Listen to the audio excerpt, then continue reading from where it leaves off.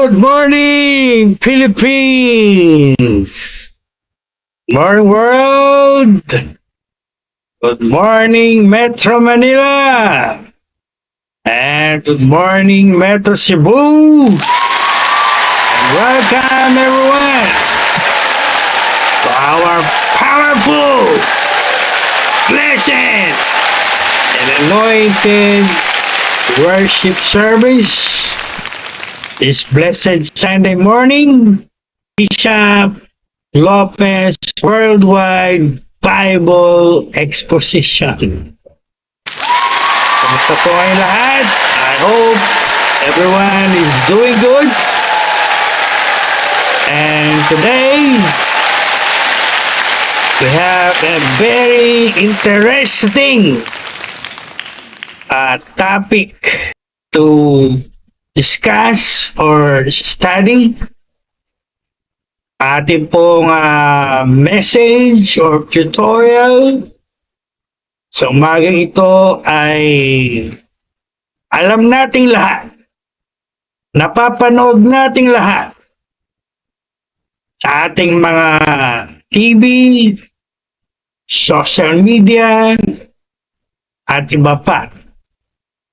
At ito po yung tungkol sa US-Iran war and the ongoing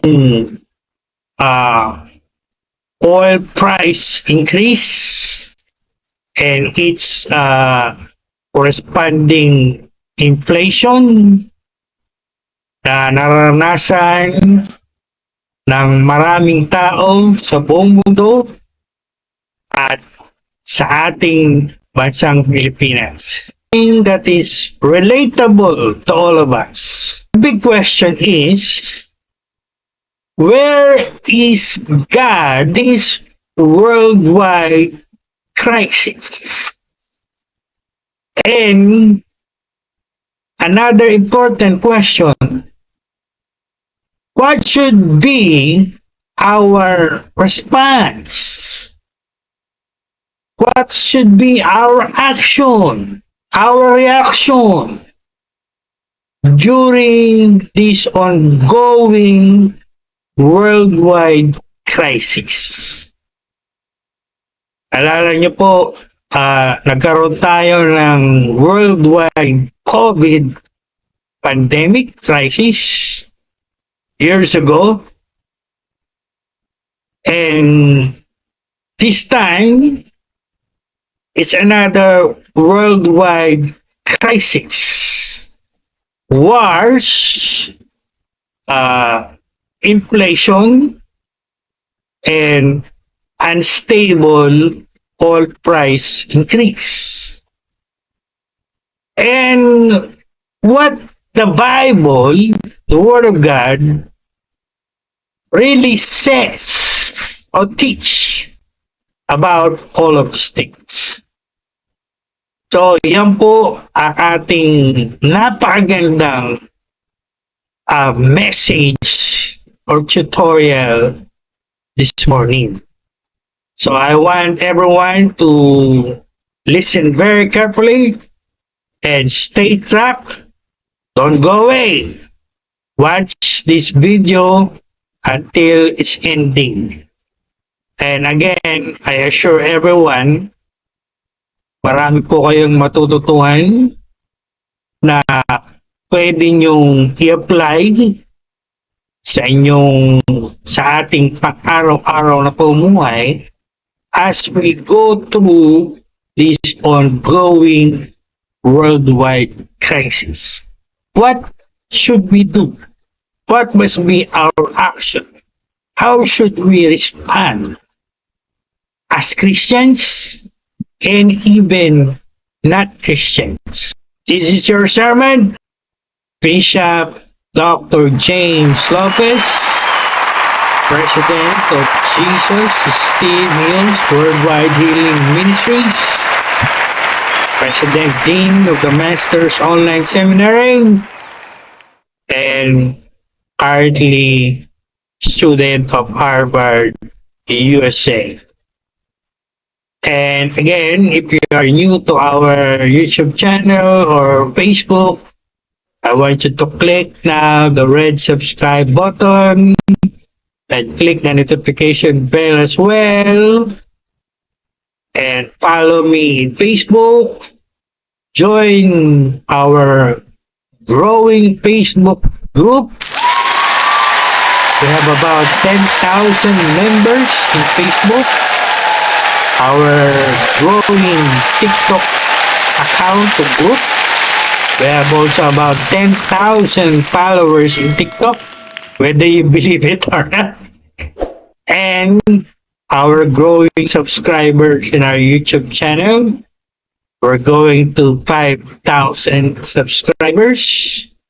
At marami pa po tayong followers sa ibang social media platforms, sa Instagram, sa Twitter, sa Pinterest, at iba pa. Lahat pong yan ay nasa description ng video ito sa ating YouTube channel. Alright? So, let's start this wonderful message or study that all of us can relate to. What we must do, how we must respond, what should be our action during this ongoing worldwide crisis. And I entitled my message this morning, When War Raises Prices, Where is God in this global crisis? Marami nagtatanong, many are wondering, where is God? What God is doing during this worldwide crisis? Again, kagaya po nung nakaraan, nagkaroon tayo ng COVID pandemic around the world. Nasaan ang Diyos? Anong ginagawa ni Lord sa panahon ito? Possibly blaming God for all that is happening in our world, no? Naalala ko tuloy yung aking isang counseling, blaming God for what happened in their lives. Kaya ang una ko pong advice sa kanya, don't blame God. Walang kasalanan si Lord dito. Walang fault si Lord dito.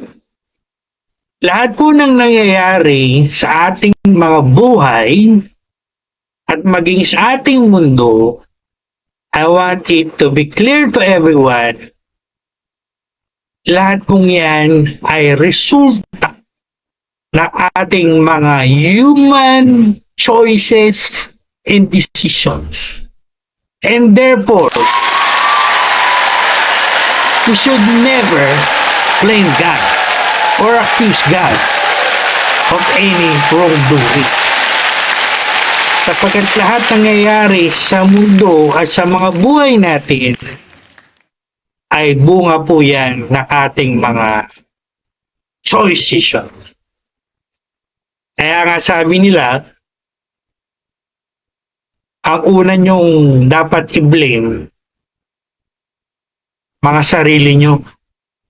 Not others, not God, but yourself. Particularly in this ongoing crisis. If you are full of fear, punong-puno kayo ng takot, punong-puno kayo ng worry, punong-puno kayo ng uncertainty, at iba pang negativity, that is your choice. That is your decision. That is your action. No? So, again, you should never blame God or accuse God. Una, tingnan natin, examine natin yung ating mga sarili. May chosen text this morning. Alam niyo ba, nakasulat sa Bible, propesya sa Biblia, yung nangyayari po sa ngayon, it's not only political, it's not only militarily, it's also prophetic, already written in the Bible. And I want you to see that this morning very clearly. So if you have your Bible, I want everyone to turn their Bible to the Gospel of Luke, Luke chapter 21, verse 9 up to 28. Ulitin ko po yung ating teksto sa umagang ito. Ebanghelyo ayon kay Lucas, Kapitulo 21, talatang 9 hanggang 28. Again, I want everyone to realize this morning what is happening right now is not just political or military, is prophetic. Prophecy of the Bible. Already written in the Bible 2,000 years ago. Spoken by the Lord Jesus Christ himself. That's it in our Bibles. Again, I want everyone to read it from your Bible. And I will read it from my Amplified Bible. And follow me. Alright?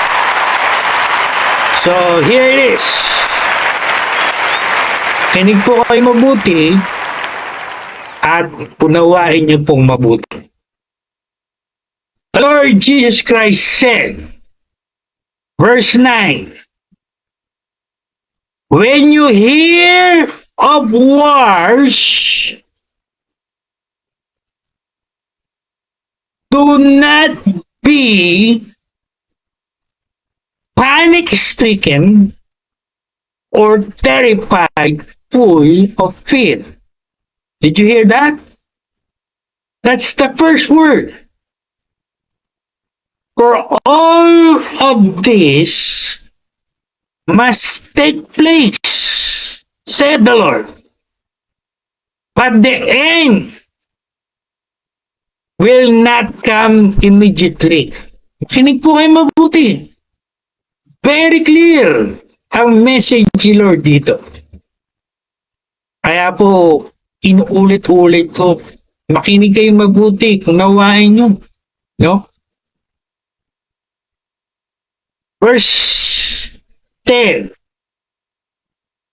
Then he told them, nation will rise against nation and kingdom against kingdom. Tama po ba? It's happening right now. Then we're gonna go to verse 11. There will be mighty and violent earthquakes. Nakikita po ba natin yan? Nababalita po ba natin yan? Yes. And in various places, famines, tagutom, sa maraming lugar. See? Very clear po yung prophecy ng Bible. And pestilences. This word pestilences in the original Greek or Amplified Bible refers to, makinig po kayo mabuti, malignant and contagious or infectious epidemic diseases. See? You remember COVID? Again, it's prophetic. Already written in the Bible 2,000 years ago. At sabi dito, they are deadly and devastating. Tama po ba? Yes. We know COVID pandemic years ago was deadly and devastating. Many died because of it. And let's continue reading our text.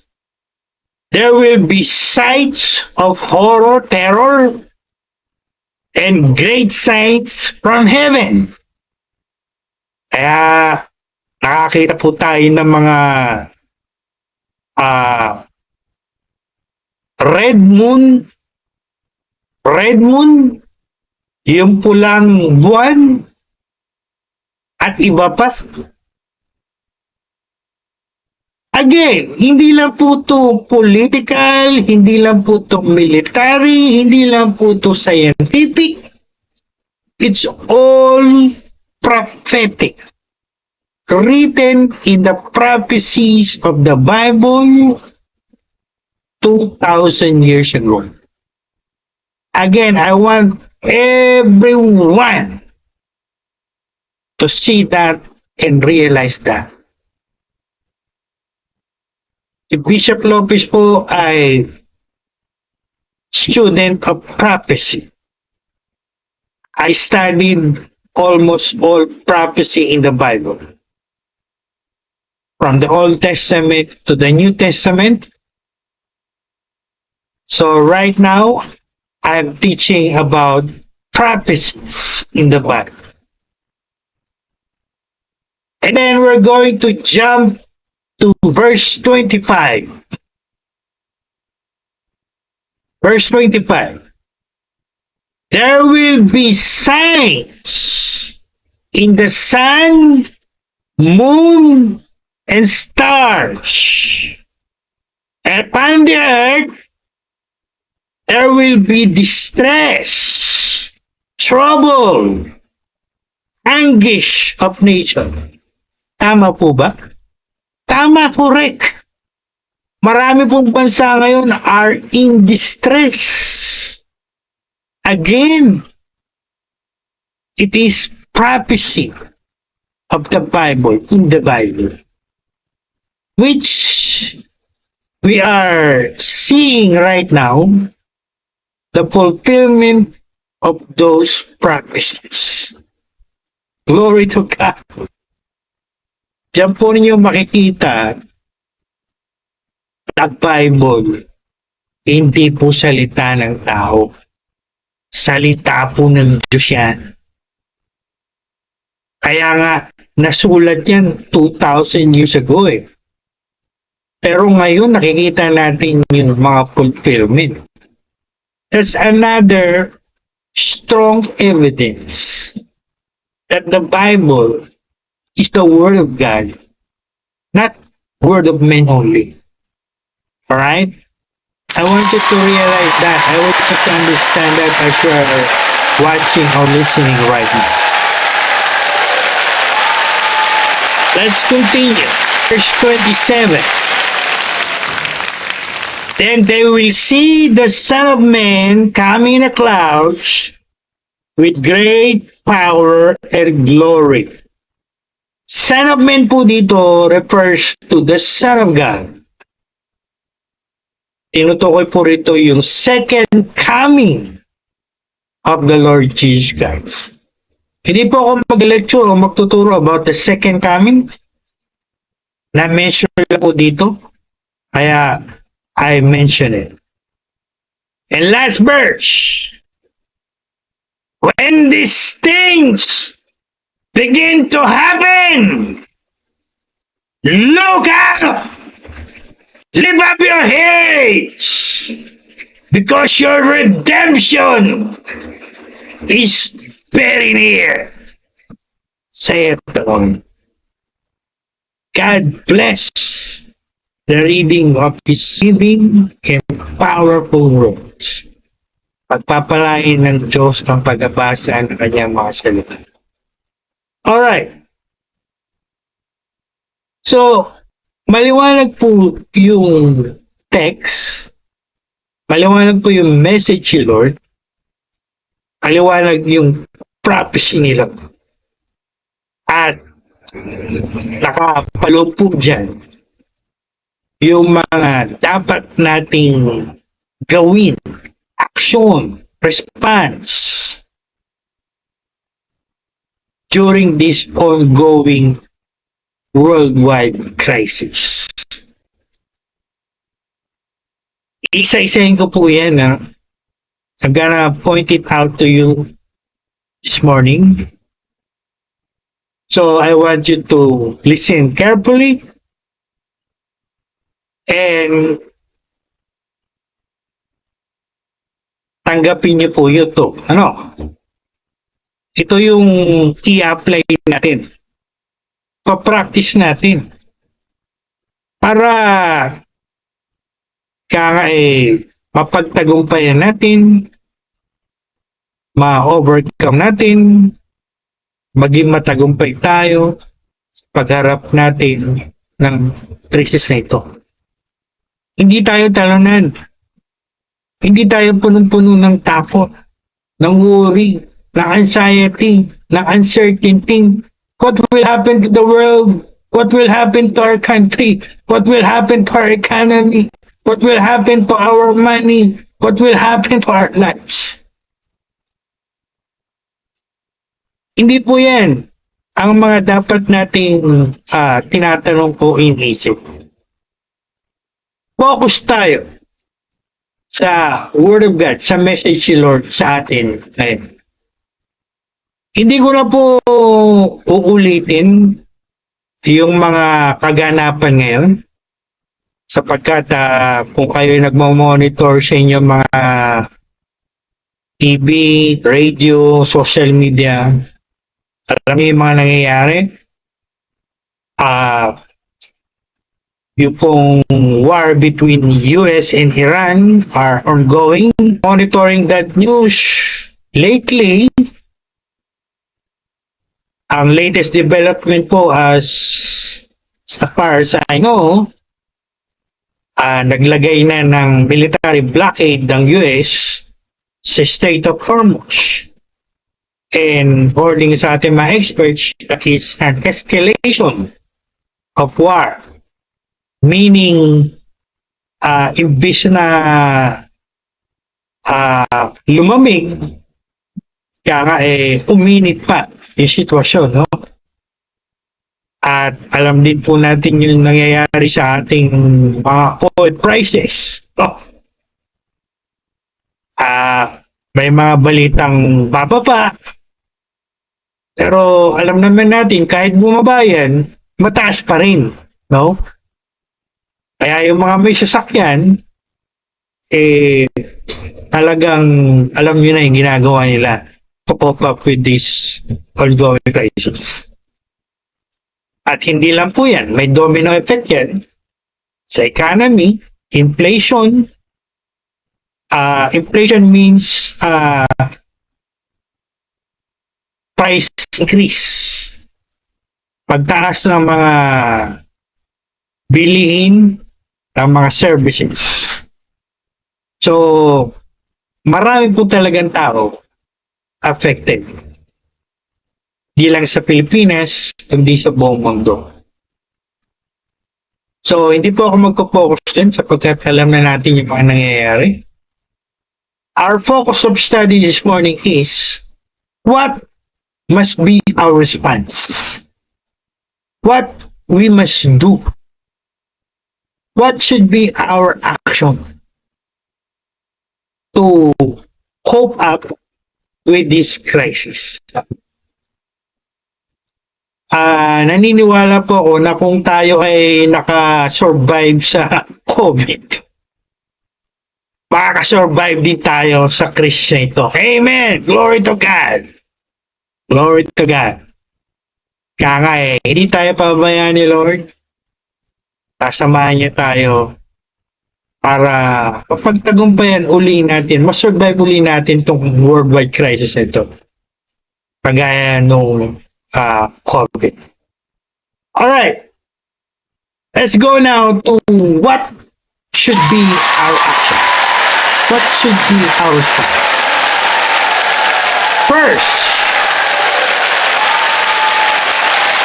lahat po ng nagra-write down ng notes, I want you to write this down so that you can review it from time to time. At mahalaga yung alam mo yung gagawin mo, no? Pagka may crisis. Mahirap yung hindi mo alam yung gagawin mo pag may crisis. Pero pagka alam mo kung anong gagawin mo, good for you. It's advantage for you. Pero kung di mo alam, malaking problema yan, di ba? Kaya nga maraming tao nagpapanik natatakot at iba pa. Kasi hindi nila gawin. So, ito po yun. First, listen, very careful. First, no fear. Don't be afraid. Huwag tayong matakot. Kundi magtiwala tayo sa Diyos ng buo nating puso. The best antidote for fear is faith or trust. Yan po yung laging tinuturo ni Bishop Lopez. Where faith is present, fear is absent. When fear is present, faith is absent. Hindi po yan nag-stay at the same time. It's either you are full of faith and trust or you are full of fear. And alam natin yan, fear spread faster than inflation or other things. Alam po natin yan, maraming tao ngayon takot. Natatakot sila, ano ba ang mangyayari sa mundo? Malamang yung mga iba nag-iisip, magkakaroon ba ng World War III? Tatalakayin po natin. Binasa na po natin yan, di ba? Sa text. Maliwalag yung sinabi sa text. Alright. That's the first step. That's the first action. That's the first response you can do as a Christian, even if you're not a Christian. Sabi nga ng iba, sabi nga nila, kalma lang. Alright? Kalma. Kalma lang tayo. Tingnan po ulit natin yung text natin. Ang sabi ni Lord sa ating text kanina, you will hear wars and rumor of wars. Tama ba? Correct. Marami tayong gera na naririnig sa panahon natin, no? Ako po, magmula nung ako ay bata, narinig ko yung World War II, narinig ko yung Korean War, Narinig ko yung Vietnam War. Narinig natin yung Gulf War in the Middle East. Narinig natin yung Russia-Ukraine War. At ngayon, narinig din natin yung Israel and Muslim War, Arab War. Ay ngayon yung US-Iran War. You see, 2,000 taon na nakakaraan, 2,000 years ago, in the 1st century AD, sinabi niya ni Lord, pinaprosiya niya ni Lord. Isipin nyo, 2,000 years ago, it was already prophesied. Bago pa man mangyari yan, sinabi niya, pinayag niya ni Lord. Nakita niyo po ba yun? Na-realize ba yun? Again, dyan niyo po makikita na ang salita ng Biblia ay salita ng, kasi hindi salita ng tao. Yung salita ng tao lang yan. Paano niya malalaman yung mga ganapan na yan 2,000 years ago na hindi pa nangyayari? See? Every student of prophecy or study prophecies in the Bible like me, clear yan sa amin. Napakatagal na panahon, hindi pa nangyayari yan, sinabi na ni Lord yan. At ngayon, nakikita natin yung fulfillment all around us, around the world. At ano sabi ni Lord after He said that, after He prophesied that? Sinabi ba ni Lord, matakot kayo, magpanik kayo? Diba sabi ni Lord, after He said that you will hear of wars? No. Ang sabi ni Lord, after He prophesied that, I already read that in our text. In the Amplified, it says, see that you are not panic-stricken or fearful. Oh, aliwanag ng message ni Lord. Ang sabi ni Lord, Maria, makakarinig kayo ng mga digmaan. At alam natin, nangyayari na ngayon yan. Pero hindi sinabi ni Lord na, pag makarinig kayo ng ganyan matakot na kayo, punong-puno na kayo ng tao, magpanik na kayo, at kung ano-ano pa. Hindi po yun ang sinabi niya. Ang sabi niya, huwag kayong matakot. See to it that you are not fearful. Bakit daw? Bakit sinabi ni Lord, huwag tayong matakot? Di basahin po natin yung sumunod na salita. For this must take place, but the end is not yet. Oh, liwanag Tagalogin natin. Talaga daw mangyayari yan. Kasi propesiya sa Biblia yan Papunta po tayo sa tinatawag na Great Tribulation Period. Hindi po ako magtuturo ng Great Tribulation Period. It's an eschatological study. And I will not teach that this morning. Pero marami sa inyo na mga Christians, alam niyo yan. You already heard it from the book of Revelation. Ang katotohanan po, this world is going to a great tribulation period. At ang sabi sa Bible, I'm speaking as a theologian and a student of biblical prophecy. Yung Great Tribulation period na yan yung pinakamatinding panahon sa human history. na napakatindi po ng kahirapan, paguluhan, at mga kamatayan mangyayari dyan. Nakasulat po lahat yan sa Book of Revelation.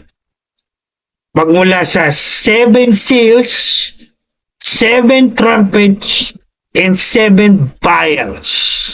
Again, I will not lecture on it or teach about it, but enough for you to know it is written in the Bible, in the Book of Revelation.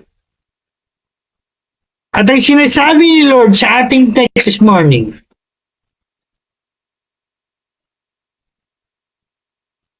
ito pong nangyayari ay hindi po to end of the world. It's not yet the end. No? Kaya yung mga nag-iisip na it's the end of the world, baka magkaroon ng World War III, ng nuclear war between the superpowers of the US and Russia. No. I want to correct that. I want to clarify that. Very clear yung prophecy dito. It must happen, but don't be afraid because it is not the end. It's just the beginning of birth pains. Alam niyo po yung beginning of birth pains? Naiintindihan to ng mga babae, ng mga buntis na babae. Yung manganganak na sila, nakaramdam sila ng pain. Ang sinasabi dito ni Lord, this is just the beginning. Not yet the Great Tribulation period, not yet the end of the world. Clear po ba? Kaya kung may mga nagtuturo sa inyo, nagsasabi sa inyo, end of the world na, nasa Great Tribulation na tayo, wrong teaching po yan. Wrong doctrine yan. Why don't you read your Bible? Yung text ang binigay ko. Very clear, di ba? Sabi ni Lord again, you will hear wars, but don't be afraid. Because it is not yet the end. It's just the beginning of birth pains. Kasi mula pa lang po yan ng papuntang Great Tribulation period. Kaya maraming tao ngayon, nagtataka sila, nag-wonder sila, bakit ang hirap ng buhay? Why there's a lot of suffering, a lot of hardship, and all of that. I'm telling you, as God's servant, as a master of biblical prophecy, propesya na po yan sa Bible. Nakasulat na yan sa Bible. It's a beginning of birth pains. And again, whether you accept it or not, whether you believe it or not, I don't care, because it is written in the Bible, the Word of God says, this world is going to the Great Tribulation period. Going to. Hindi po nasa Great Tribulation period na. Wala pa po tayo. Alright? Clear po ba? So, balik tayo. What we must do? What should be our response? What should be our action? First, hindi po to sabi ni Bishop Lopez. Sabi to, utos to ni Lord, the King of Kings. And what is that? Do not be afraid. See to it that you are not full of fear. Sa Tagalog, siguraduhin mo na ang sarili mo ay hindi punong-puno ng takot. And that's the first step. We must take to cope up with this ongoing crisis. Sabi nga kanina, kalma lang po tayo. Magtiwala tayo kay Lord. Huwag natin again yung sarili natin na nagpapanik tayo o punong-puno tayo ng takot. Nakasulat ako sa Bible niya. And again, I want to say as God's servant this morning, God is in full control. God is sovereign. I am a theologian. Sovereignty in theology means in full control. Pinayagan ni Lord yan na mangyari in fulfillment of His prophecy, but He is in full control now. Alright? I want that to be clear to everyone. I want you to realize that. Alright? So, that's the first one. Itanim natin sa puso natin, isaksak natin sa isip natin, di tayo dapat matakot. Di tayo dapat magpanik. Kalma lang tayo.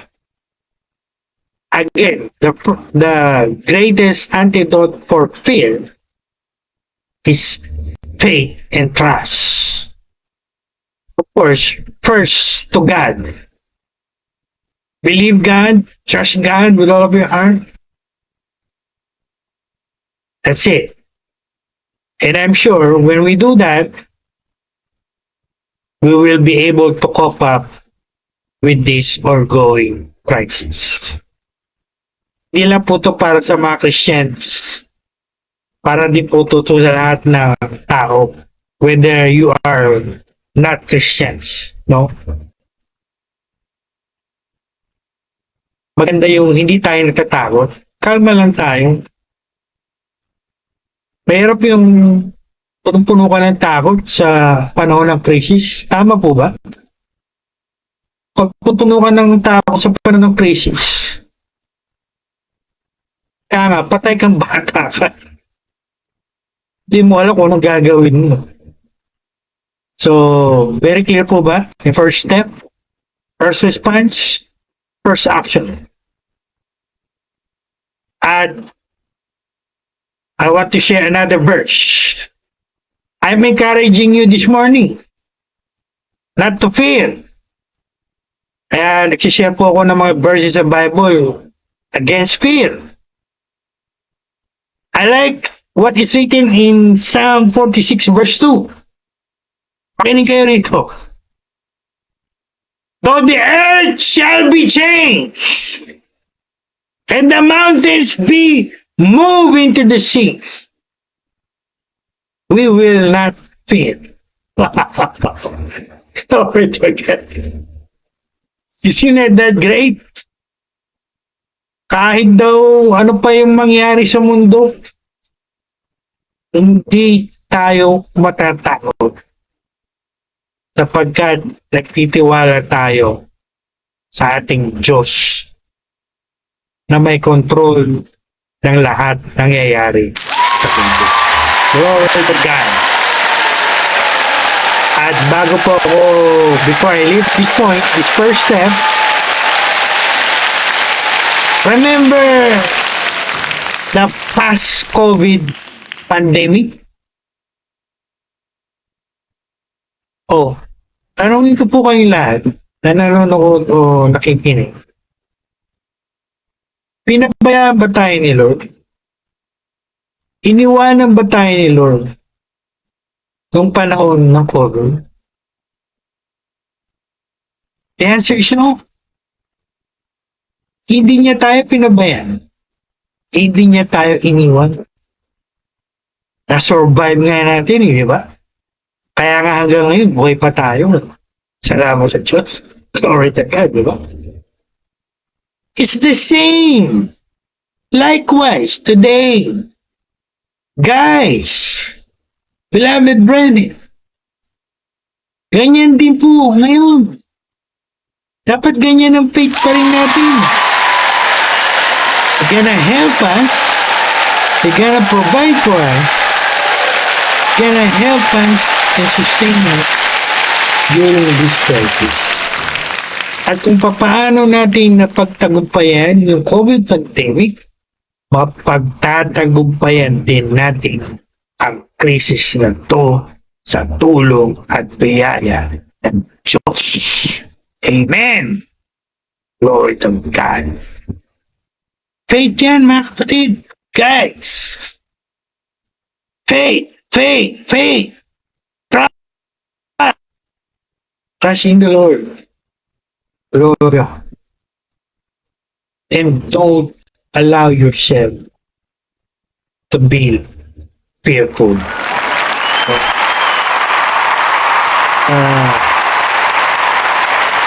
Isa pa pong verse gusto kong i-share. Binigay sa akin ito ni Lord personally. And I am blessed tremendously every time I read it o say it. Yan po yung nakasulat sa Mark 5:36. I want every Christian to mark that. Mark, Gospel of Mark 5:36. Ang sabi ni Lord dito, don't be afraid. Just believe. I'll say it again. Don't be afraid. Just believe. I'll say it for the last time. Don't be afraid. Just believe. Believe in God. Believe in the Lord Jesus Christ. Believe. Alright? So, yan po ang first step. Very clear yan, the message. Glory to God. Second,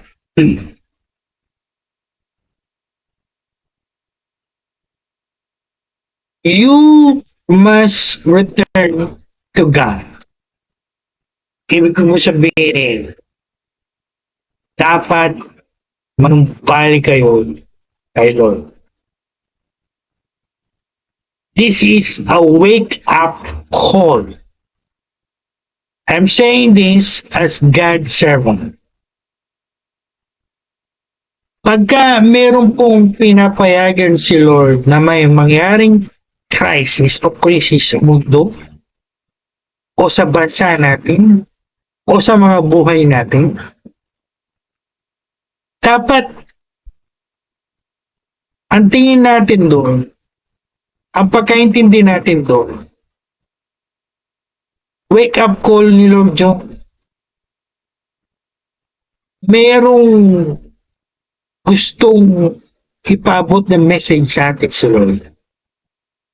And I'm sure this global crisis, as God's servant, I can say, is a wake-up call of God. Sa maraming tao sa buong mundo, sa buong Pilipinas. Lalo na yung mga tinatawag nating unbelievers, mga hindi naniniwala sa Diyos, kay Jesus Christ. This is a wake-up call to all of you. God is telling you, manumbalik kayo sa Diyos. Return to God. Lumapit kayo kay Lord. No? Lalo na yung mga punong-puno ng takot, punong-puno ng mga negativity.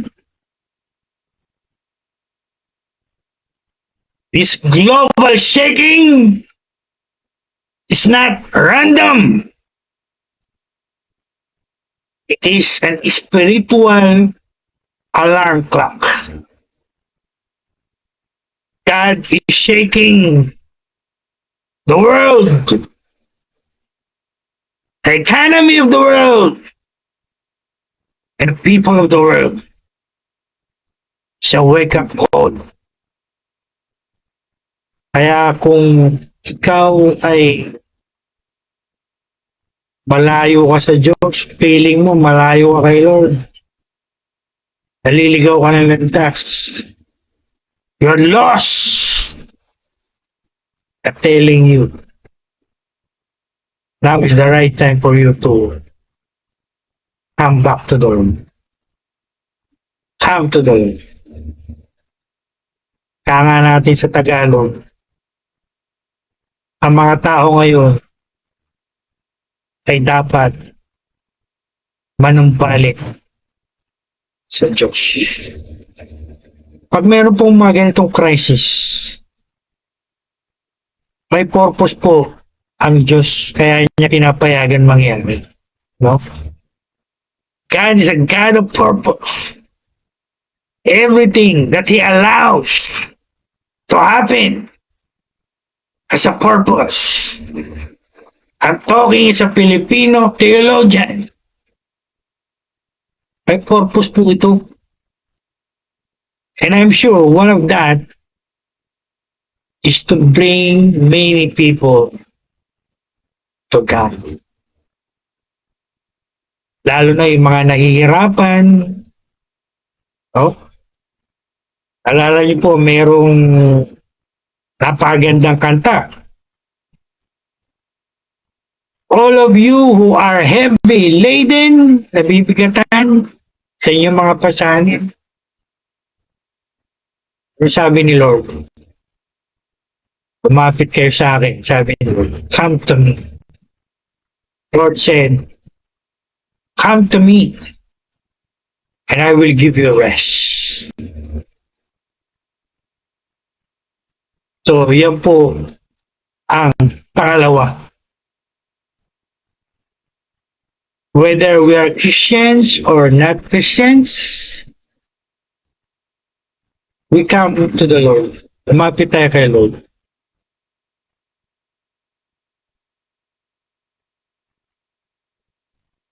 Humingi tayo ng awa ni Lord, ng biyaya ni Lord, ng tulong ni Lord, at iba pa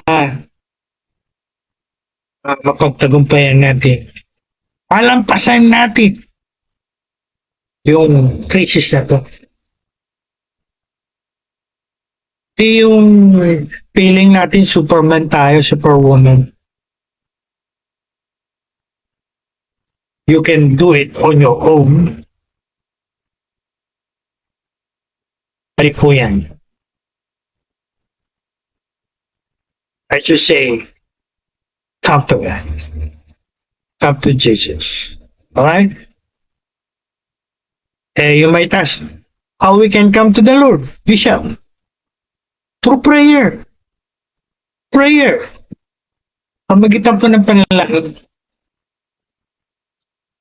Iluhod natin ang ating mga tuhod. Kapit tayo sa Diyos. Panalangin tayo kay Lord. Sabihin natin, Lord, have mercy on us. Spare us. Help us. Sustain us.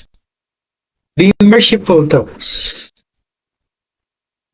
Help us cope up with this situation, crisis.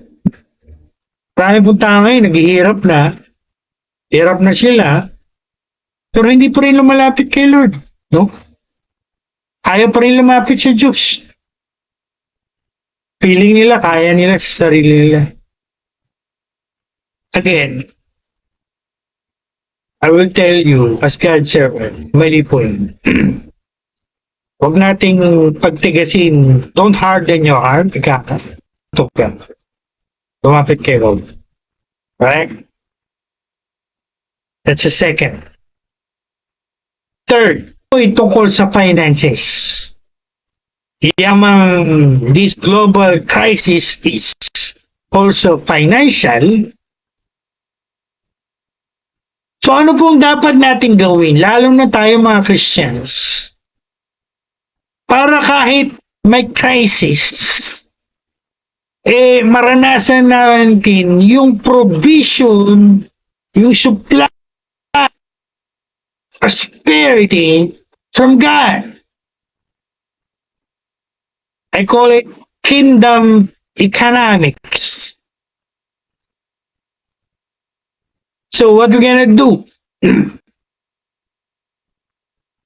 During crisis, the world says, hold back or hoard. What is hoarding? Marami nag-hoarding, di ba? Pagka may crisis, they hoard rice, they hoard money, they hoard their dollars, everything they can hoard out of selfishness.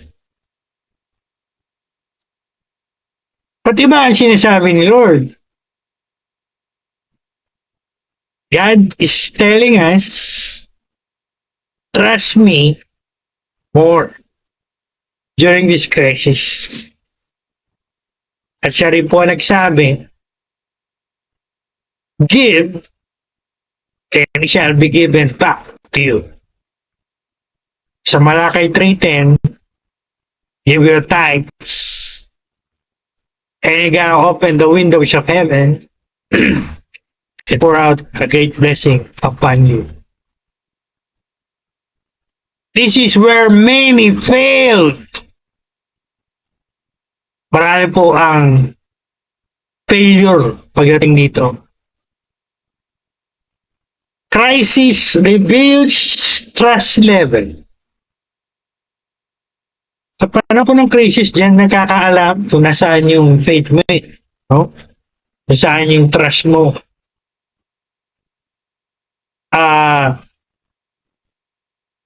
Ganyan po ng lahat. Meron ako share. Alam niyo po ba, mayroong story sa Bible that Isaac, listen very carefully. Anig po kayo, lalo na yung mga Christians. Isaac prospered during crisis or famine. Nakarecord po yun sa Genesis.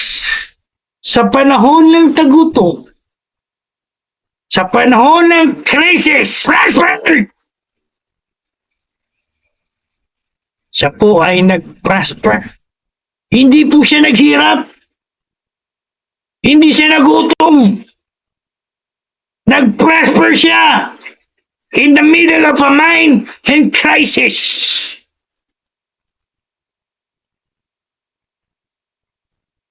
And I want to give my testimony for the glory of God. Naranasan ko rin po yan. During COVID pandemic, I have 5 bank accounts. Glory to God. Sipin mo yun, sa panahon ng krisis, sa panahon ng taghirap, meron kang 5 bank account. Glory to God. Glory to God. What I'm trying to show to you is, totoo po yun. Nangyayari po yun. Pwedeng mangyari. Kahit may crisis, kahit may hirap, tagutom, maranasan natin yung provision, yung supply ni Lord. And I know, hindi lang ako yung merong ganyan testimony. Nakarinig po ako ng mga testimony na ganyan sa mga Christians. Diba?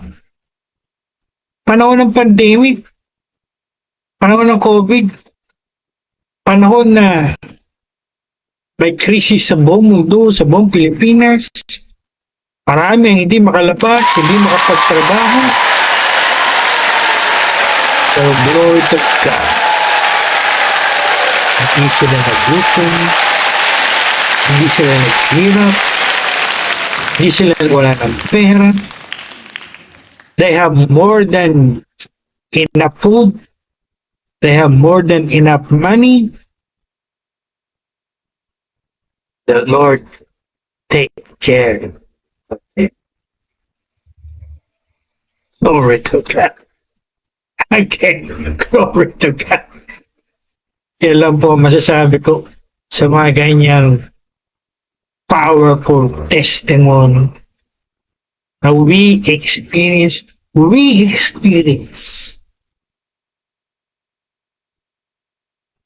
Hindi lang po yun sa Bible nakasulat.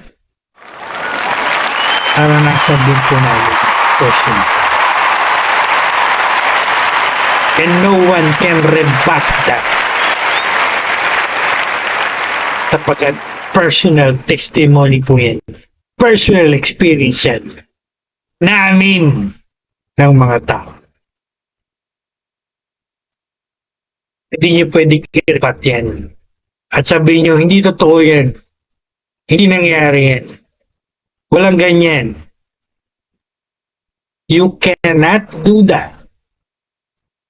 Because they are personal testimonies, personal experiences of the children of God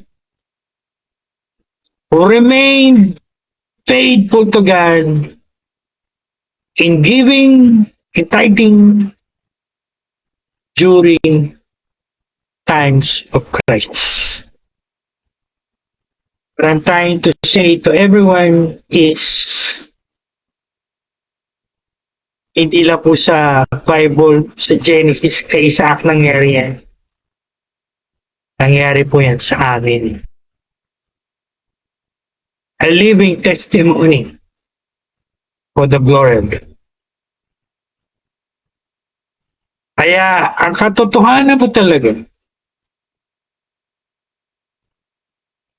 hindi po pinababayaan ni Lord, hindi iniiwan ni Lord ang mga anak niya sa panahon ng crisis.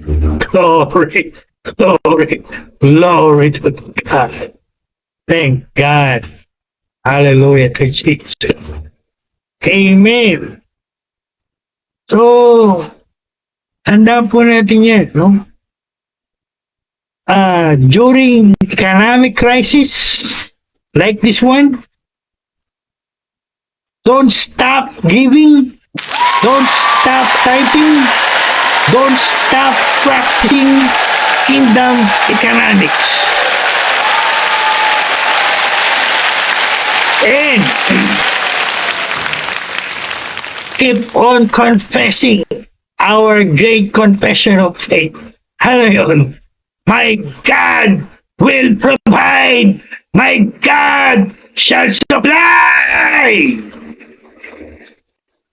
Even during this global crisis. Amen. Glory to God. Alright? Pangapat, pag-pray po natin, let's pray for the leaders of these nations who are at war, no? Pag-pray natin si President Trump. Pag-pray natin yung bagong leader ng Iran. Pag-pray natin yung mga leaders ng mga bansang yan, no? Kaya nga nila, let's pray for world peace. And let's pray for those government leaders. Ginagawa natin sa mga churches, sa mga ministry natin yan. We pray for those who are in authority. Right? Let's keep on doing it, praying for them. Maring may tanong nyo, ano yung pag-pray natin, Bishop? Pag-pray nyo na hipuin sila ni Lord at tapusin na nila yung gerang yan. Tapusin na nila yung gerang yan. No? Magkaroon na sila ng tunay na peace talks. Ceasefire agreement, yung tunay, ha? Real. At matigil na yung gera na yan. Pagkat alam naman natin, diyan po nagsimula ang lahat ng gulo. No? Diyan po nagsimula lahat ng gulo eh. Yan ang source. At nagkaroon na ng mga domino effect. Nagkaroon sila ng gera. Oh. Eh, dahil I think 20% of supply of oil sa buong mundo, 20% coming from the Middle East. So, naapektuhan yung oil supply. Kaya nagkaroon ng rising oil prices. At pagka tumaas po yan, domino effect yan. Kapag halos lahat gumagamit ng oil, ng fuel. Pag may kotse ka, karga ka ng gasolina. Pag businessman ka, kakarga ka ng mga gasolina para sa mga sasakyan mo. Pag mag-import ka, may export ka, kakarga ka ng crudo o gasolina ng barko. I don't know what's the name of that. I'm more familiar with aviation. I'm a virtual pilot, I know that.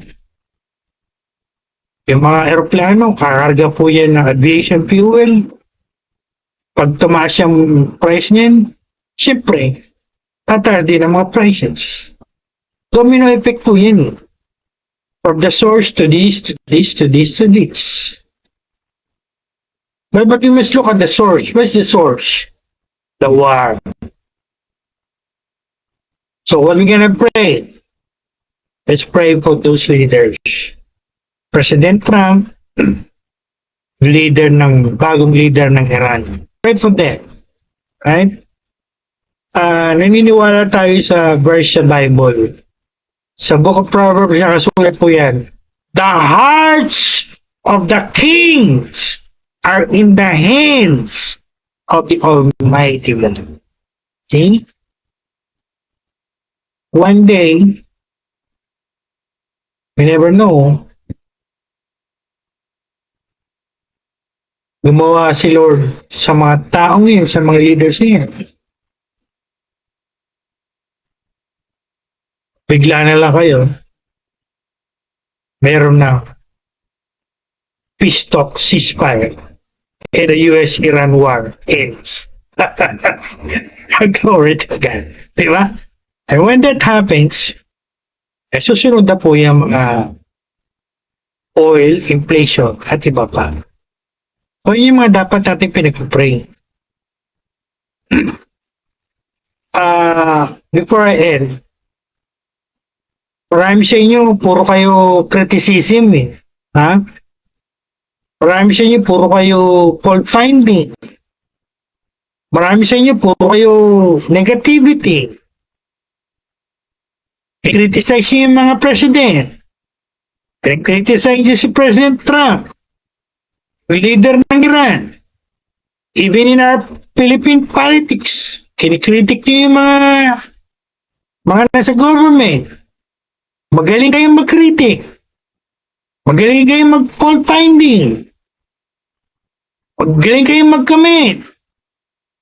Pero ang tanong ko sa inyo, are you praying for them?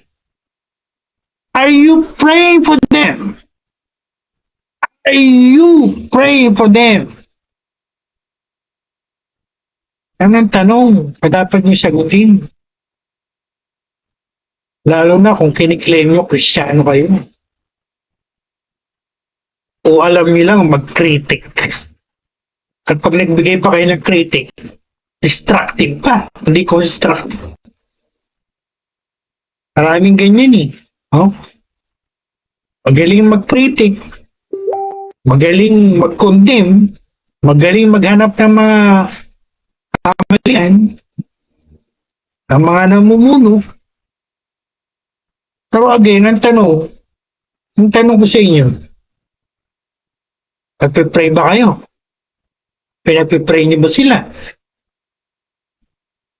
Lalo na kung Christian ka. O,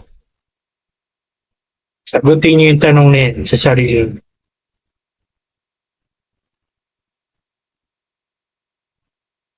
So, let's pray for world peace. Ako po ay positibong tao. I'm a positive person. I look at it optimistically. One day there will be peace in that part of the world.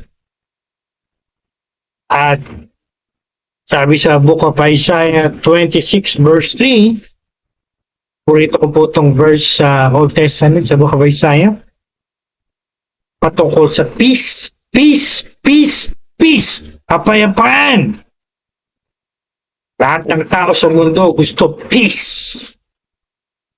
Pero familiar ba kayo sa nakasulat dito sa Isaiah 26:3?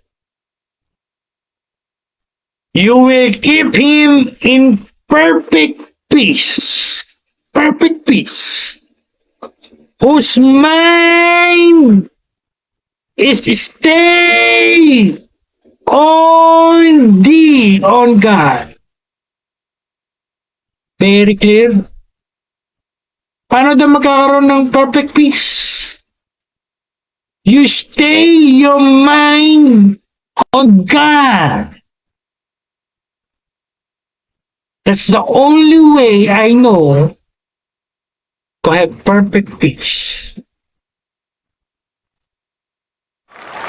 Gusto niyo ng peace during this crisis? Stay your mind on God. Hindi kung ano-anong mga pinapasok nyo sa mga utak nyo, sa mga isipan nyo. No wonder, wala kayong peace. Kung ano-anong mga nilalagay nyo sa isip kayo. Diba? This is the key to perfect peace. What's that again? In the original Hebrew, stay your mind on God, on the Word of God, on the promise of God, and you will have peace, perfect peace. That's it. So, before we end, wow. Personally, I am blessed by this wonderful message that the Lord gave to me. Ito po yung message na binigay sa akin ni Lord. First time na ako ay nagturo about biblical prophecy. Kaya po masabi ko, thank God and glory to God. Amen. Right. So, what will be our prophetic confession before we end? This crisis will not destroy God's children. It will reveal them who they are. Ang krisis pong ito ay hindi magwawasak ng mga anak ng Diyos. Ipapakita ng krisis na ito kung sino talaga ang mga anak ng ni Lord. Alala ko na naman yung aking mentor, the late Dr. Marcelo. He will always say, God will have an end time people. And I believe that. God have an end time people. True people of God. Who will not be defeated in this crisis. Who will not be shaken in this crisis. But who will be cope up, who will cope up, who will be victorious and are gonna survive victoriously this crisis.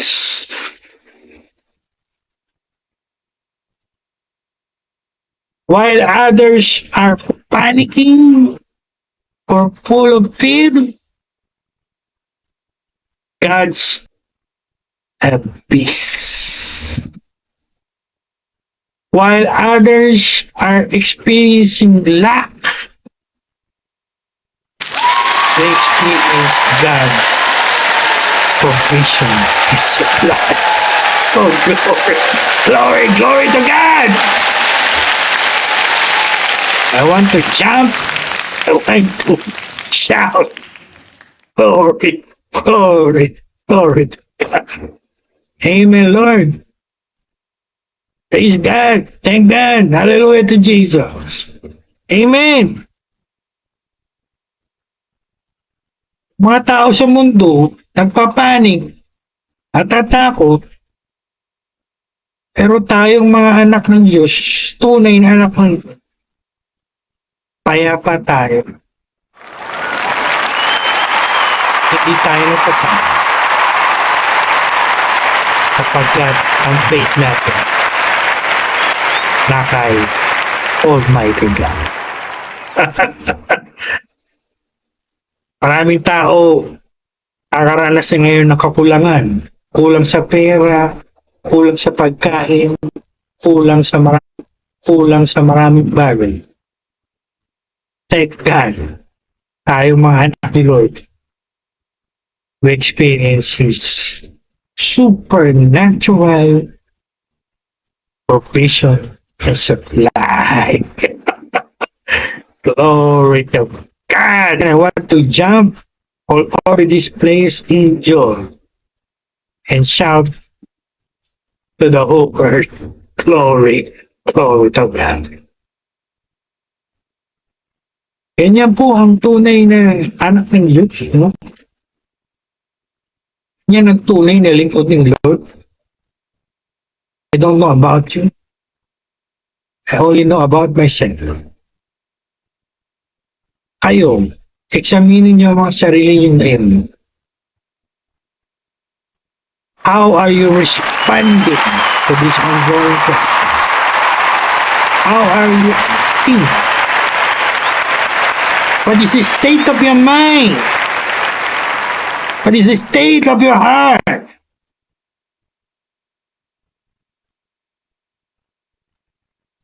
Kayo po nakakalagon. So, let me conclude this powerful message tutorial about ongoing worldwide crisis.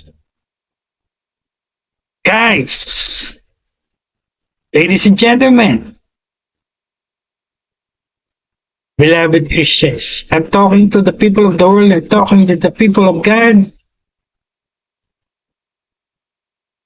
Ikaw ay natatakot, nagpapanik, at di mo alam kung anong gagawin mo. You are uncertain about the future of your life. Gulong-gulo ka. You're lost. Feeling mo you're lost. Have no direction at all. Sabi ko kanina, come back to God. Back God. Hello. Come to God. Come to Jesus by prayer. Surrender all of your fear. Receive His peace and trust His provision. Again, alalahanin po natin yung panahon ng COVID pandemic. Biblical principle po yan. Every year, tinuturo ko yan. Biblical principle yan. Remember what the Lord has done for you. Remember, and don't you dare forget.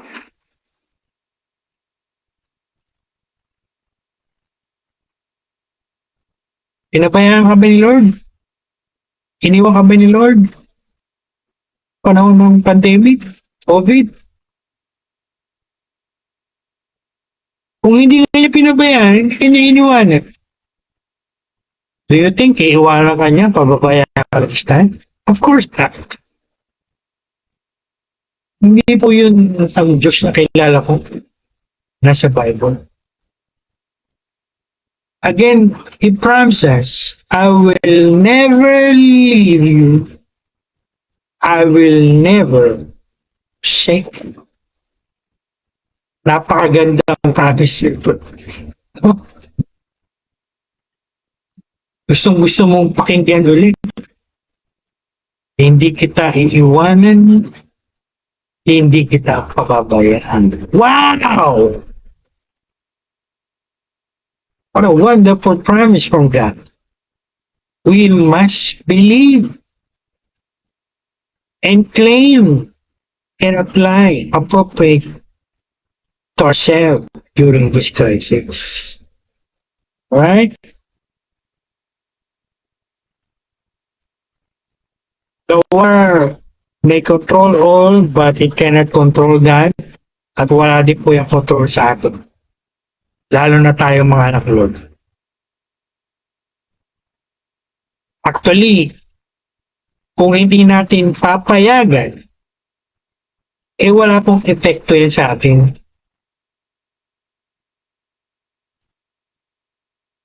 Nagugulumihan na lang kayo, nag-worry kayo, nag-prepare kayo, kasi you're allowing yourself. You permit that. But if you don't permit that, wala pong effect yan sila. Para po yan si Satanas na talunan.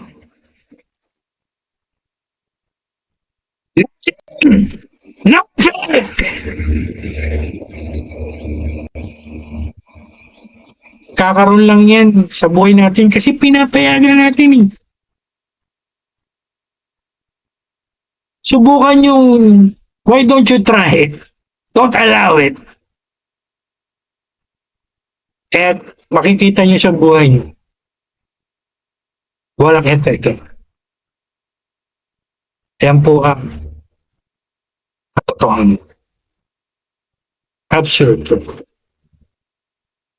Right? So, to recap,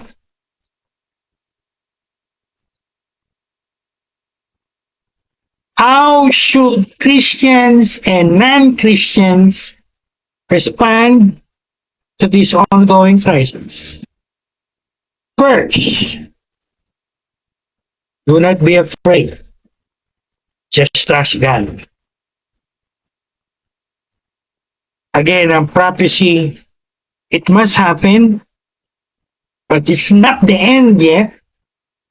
Hindi po end of the world to para pa po tayo sa Great Tribulation.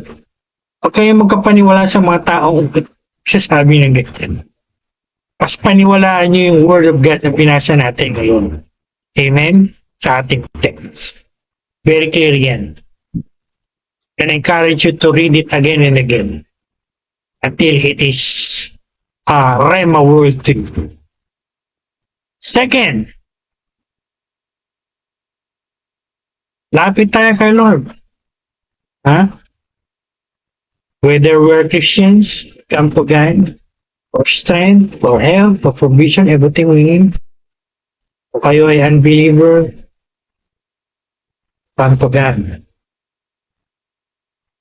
Bigyan kayo sa mga dalahin nyo, come to Jesus. We will give rest to your soul.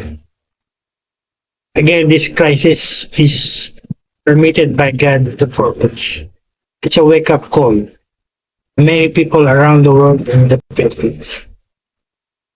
Third, kahit may economic crisis ngayon, let's continue practice kingdom economics. Don't stop giving, don't stop tithing, and keep on confessing, declaring God's promises.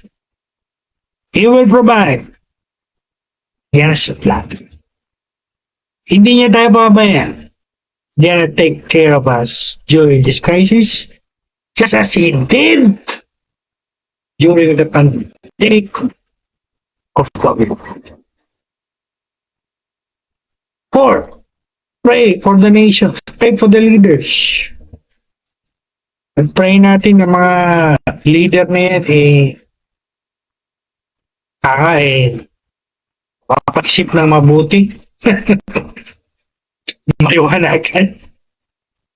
And both of them decide, choose peace. No? Tigilan na nila yung gera.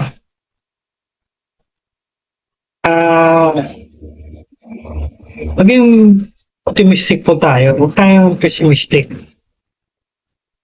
One day, it will end.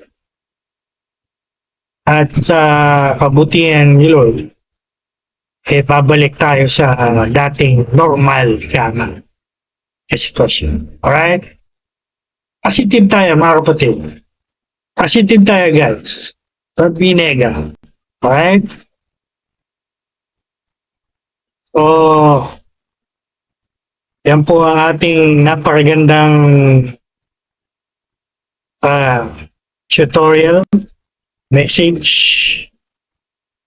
this morning.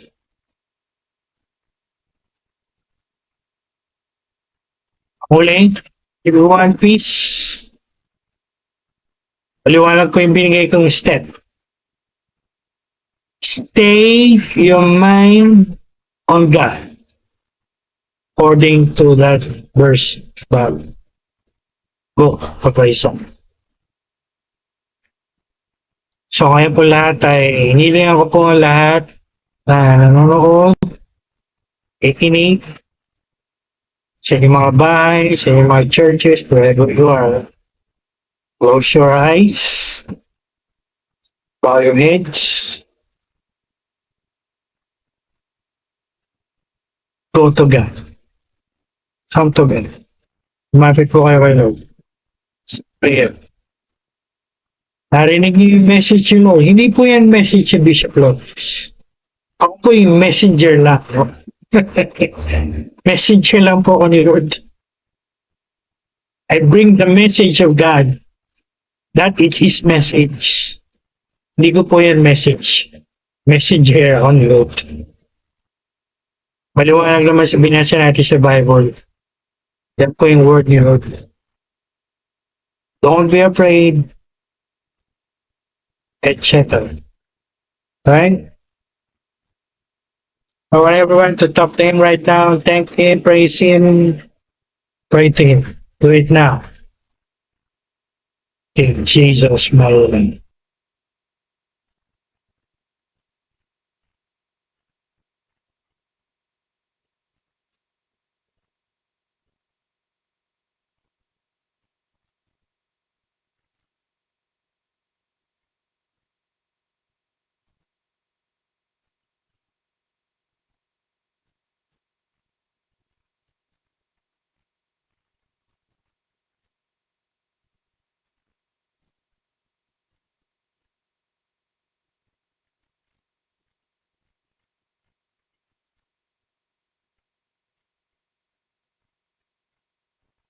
Gusto ko po kayo mag-pray. Taas po ang inyong mga kamay para makita ko na kayo tapos na mag-pray. Raise your hand when you are done with your prayer. So I will then talk.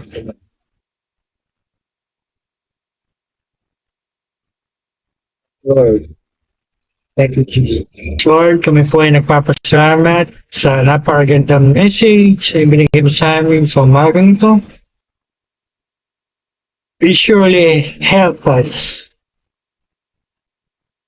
as we face this ongoing worldwide crisis. Pray again, Lord, we're going to use it mightily for your glory. The lives of many Christians, the lives of many people of the world. Bless it for your glory. Pagpalain po kami lahat sa buong araw na ito. And this coming week, as we face another week, be with us, protect us, sustain us, make us victorious, and use us for your glory. Po ang aming prayer with thanksgiving in faith, believing, no doubt, in the name of our Savior, Lord, Jesus Christ, the Son of God. Amen. Glory to God. Thank God. So, if this message or tutorial really speaks to you, strengthen you, equip you, inform you how to cope up with the ongoing worldwide crisis, let's give it a like and share this to many Christians, to many people around you. Kailangan po nila yung mga ganitong klaseng message tutorial. Lalo na yung mga ignorant, need guidance o anong dapat gawin. Share po ito sa kanila. At naniniwala tayo gagamitin to ni Lord sa kanilang mga to help them in this ongoing crisis. Marami po tao ngayon takot, nagpapanik, worry, etc. Tulungan natin sila. No? Share natin itong video ito, itong message ito. Share it to many people around. And thanks to all who watch this powerful video and teaching. God bless all of you richly in Jesus' mighty name.